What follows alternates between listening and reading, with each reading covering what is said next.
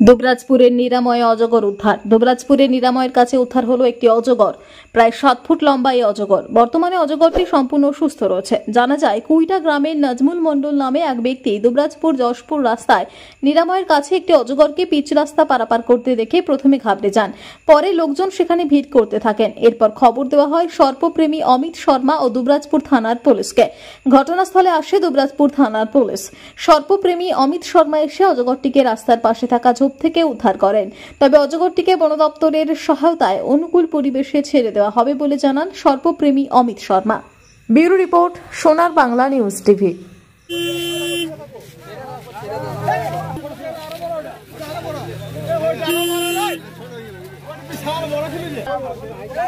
একটা আর আছে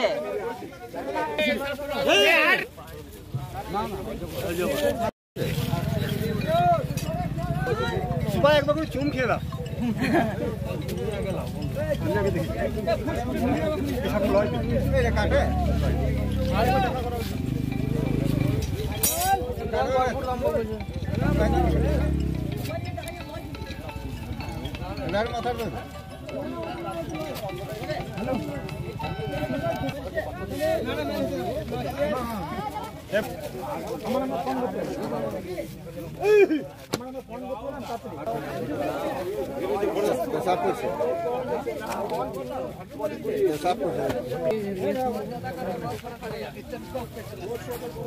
ঠিক আছে ওরা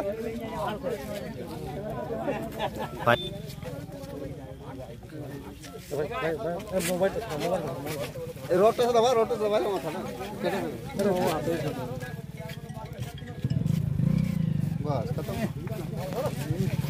দেখো আমি ওরকম থাকো হ্যাঁ।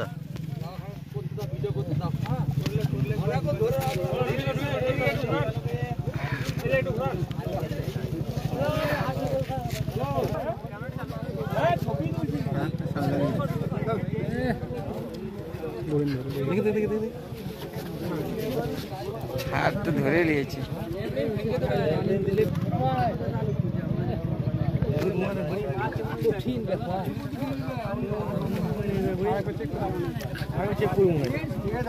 হ্যাঁ একদম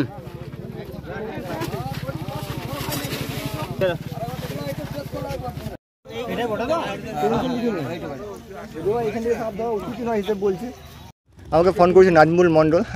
ফোন করার মাত্রই আমি জানতে পারলাম যে একটা অজগর সাপ বের হয়েছে। আমাকে ফটো করলো হোয়াটসঅ্যাপে। তো আমি সঙ্গে সঙ্গে এলাম। তার সঙ্গে সঙ্গে আমাকে বড়বাবু থানার বড়বাবু আমাকে ফোন করেছেন। ওনার ফোন পেয়ে আমি এলাম। এসে দেখলাম যে একটা অজগর সাপ রয়েছে একটা ঝোপের মধ্যে। তো এটা হচ্ছে দুবরাজপুর এলাকার নিরাময় মোড়, নিরাময় গ্রামের মধ্যে পড়ছে। তো যাই হোক, সাপটা একটা নির্বিষ অজগর সাপ। অজগর সাপ দেখে আতঙ্কিত হবেন না, কারণ এই সাপটা বিষ নেই বা চট করে দেখা যায় না, গভীর জঙ্গলের সাপ।